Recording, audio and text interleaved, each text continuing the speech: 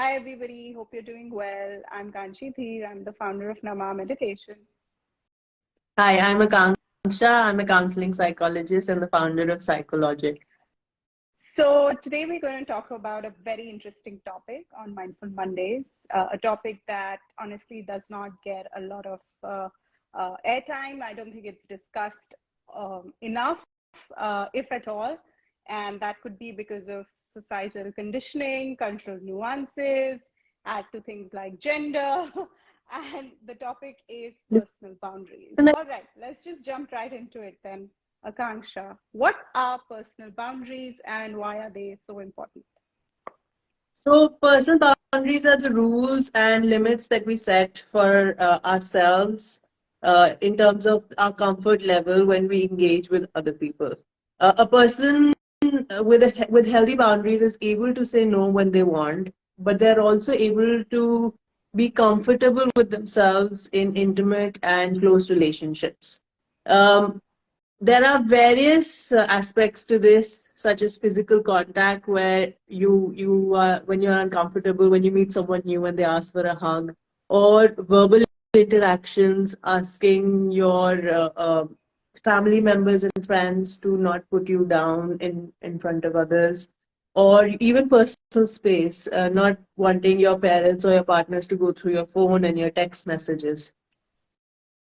So there are various types of boundaries, such as physical boundaries that involve protecting your physical space, like we just talked about. Emotional boundaries include protecting your emotional well-being and limiting the amount of emotional damage that is done to you, such as not accepting name calling and demeaning behavior from other people, or accepting unsolicited advice.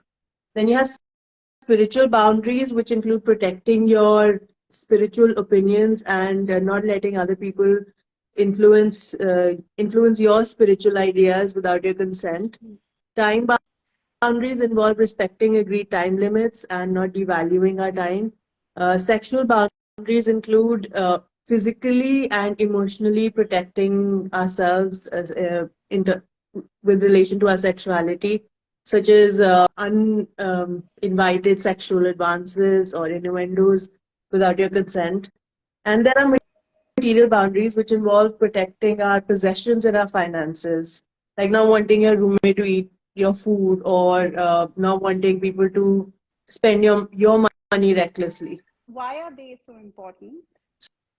So boundaries help us to navigate our life in a comfortable and safe way.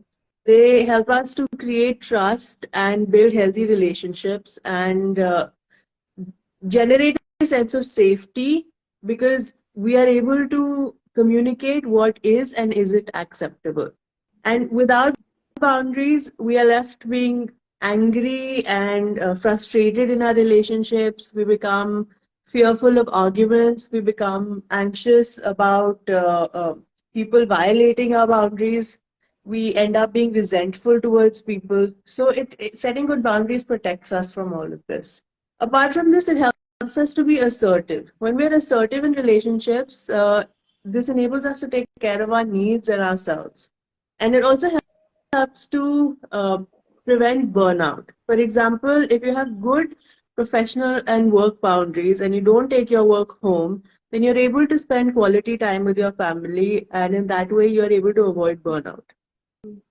I reckon your personal values would have a lot to do with identifying what boundaries are for you, because I assume everybody's boundaries, boundaries are unique to everybody. So, besides figuring out what your value system is, how what else? How do we set boundaries? How do we know what our boundaries are when we go out into the world? So, with my clients, I like to do an exercise where we first sit and reflect on our current life situation and we identify the things that make us comfortable and uncomfortable. So, we are mindful about our emotions. And I guide this through questions such as what is causing you stress right now in your life? What is it that gives you energy each day? What is it that drains you every day?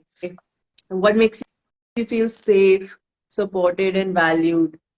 On the other hand, what makes you feel unsafe, unsupported, and devalued? So Right. once they're able to identify what they find safe and what they find unsafe, what we do is we get out a piece of large paper and we draw a large circle on it. Mm-hmm. And then inside the circle we write everything that makes you feel safe and it makes you feel stress free. Could be anything like getting a hug from a loved one, or petting your dog or cat, or going for a walk, engaging in your hobbies or sports, whatever makes you feel safe. And then outside of the circle, we write down anything that makes you feel uncomfortable. So this could be people or situations that are pushing against your boundaries and they need attention. Mm. So maybe your friend wants to borrow money, or your parent is violating your boundaries by telling you how to raise your children, or you're having difficulties with people gossiping at work. So anything that makes you feel uncomfortable, we put inside the circle. So now that you have identified what is safe for you and what is unsafe for you, we can start thinking about building those boundaries. So when you're setting we're setting boundaries, there are certain things we need to keep in mind. The first thing is to use a confident body language. So look the person in the face, maintain eye contact, talk in a steady tone with an appropriate volume, not too high, not too low. Another thing that helps is to plan ahead of time. So if you know you're going to be in a situation where you will feel uncomfortable, it's a good idea to identify what you're going to say and how you're going to say it. So this will help you be more confident in your position. Then it's very important to be respectful. Um, Yelling and using put downs and shouting and giving the silent treatment will only lead to failure of establishing your boundaries. So the way to go ahead is through a calm, level-headed mind. And it's okay to be firm, but the best way you're going to get your message across is if you're respectful. And lastly, it's a good idea to when it's appropriate to listen to the other person, take their needs into account. Doesn't mean that you need to compromise on your standards, but every relationship has a give and take aspect to it. Every Yeah. healthy relationship has that. So, Yeah. And it's not selfish to look, mm, put your needs first. It really isn't. And I think yeah, that's the self key care point is that, not selfish. yeah, and it's not, saying no doesn't make you a bad person. If you Yeah, can't give, absolutely. I often say you can't give from an empty cup. So if you feel like, if you're not doing anybody justice, if you feel drained out yourself because you've got, your boundaries are being pushed or disrespected. You always have the right to say no. When you are doing so, communicate clearly so that there is no ambiguity or doubt about what you want to say. You can say, I am not comfortable with this, or I don't want to do this, or this is unacceptable. I've decided not to do this. I decided not to do this at this time. This doesn't work for me, or I'm drawing the line. How do we politely ask someone to change their behavior when our boundaries are being pushed? So the first thing we need to do is obviously communicate our Yeah. boundaries and establish consequences. Now, these consequences need to be realistic, something that you can follow through with, and they need to be clear. Mm. So, for example, if you're going to continue misbehaving, I'm going to leave. I'm going to go home. So, establish a consequence. Secondly, stay consistent. If we establish our boundaries sometimes, and then sometimes we let people just go, Good point. then what happens is a lot of people will take advantage of that and they won't respect your boundaries because they'll think that you're not going to enforce any Yes. consequences or even enforce your boundaries.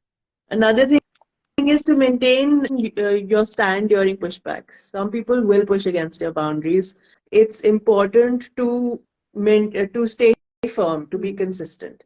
For example, you can say something like, I know you're upset, but I still need you to respect my boundaries. I won't meet with you if you don't respect my boundaries. Yeah.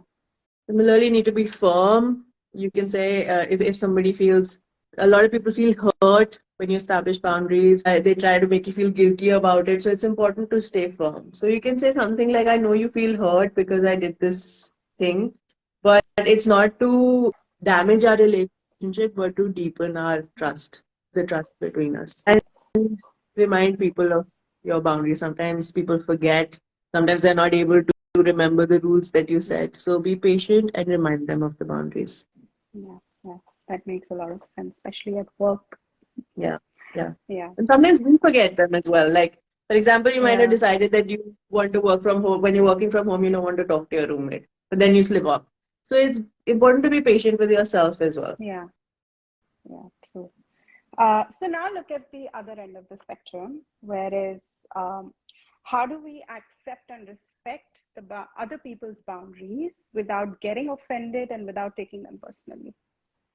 So, like I said, communication is key when you're setting boundaries. So the first thing you need to do is ask people what they're comfortable with and what their boundaries are. So this will help you understand where they, what their boundaries are much better. Yeah, Secondly, a lot of people are unable to voice their boundaries, but when they're uncomfortable, you can yeah, tell in their body yeah. language and their facial expression. So it's important to watch out for that. Mm, Be empathetic, try and understand what they are going through. You have experienced those feelings as well, maybe in different circumstances.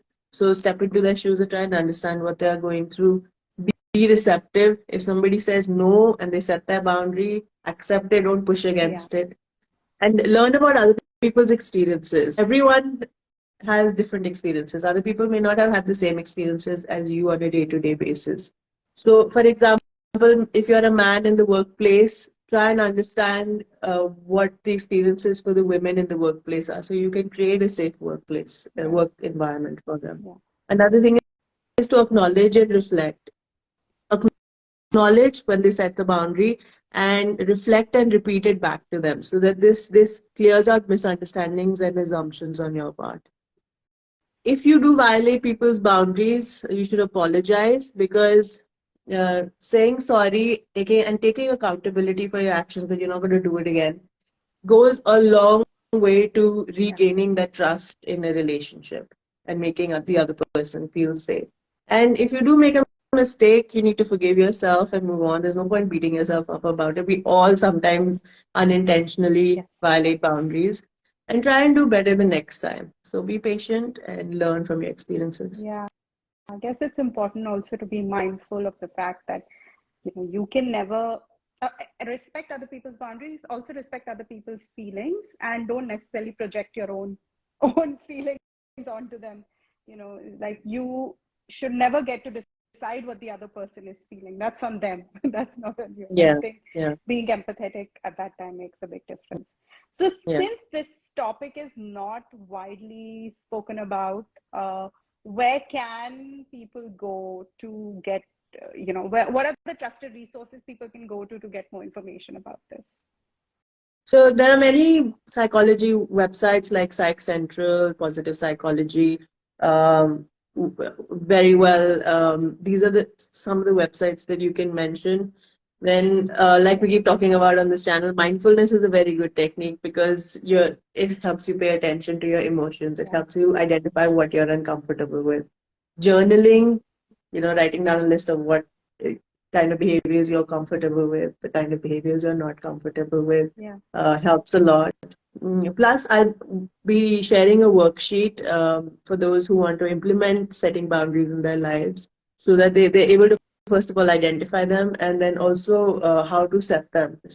Yeah. And yeah, that link will be available in the bio if you're watching on Instagram, and if you're watching on YouTube, then it'll be in the description box.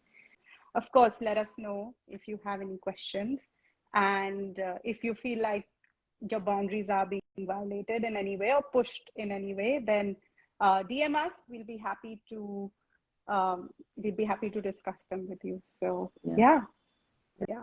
All right. On that note, thank you so much. We'll see you next time, and let us know what topics you'd want us to discuss. Are these videos helpful to you? Anything you'd like to change? We love feedback. So let us know. See you next time. Bye.